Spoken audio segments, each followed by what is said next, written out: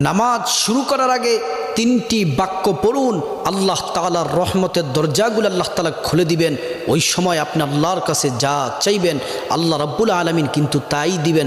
আপনার মনের সকল আশাগুলা আল্লাহ তাআলা পূরণ করে দিবেন। আল্লাহর পেয়ারা হাবিব সাল্লাল্লাহু আলাইহি ওয়াসাল্লাম নামাজের ইমামতির জন্য সামনে গেলেন, কিন্তু পিছন দিক থেকে একজন সাহাবী উচ্চ সুরে বাক্যগুলা বলতেছেন। আর আল্লাহ রাসূল নামাজ শেষ করার পরে জিজ্ঞেস করলেন, কে এই বাক্যগুলা পড়েছ? ওই সাহাবী হাত তুললেন।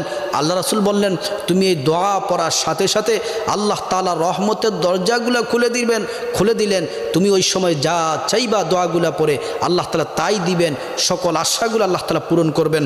দোয়াটি হচ্ছে আল্লাহু আকবার কাবীরা ওয়ালহামদুলিল্লাহি কাসীরা ওয়া সুবহানাল্লাহি বুকরাতাও ওয়া আসীলা।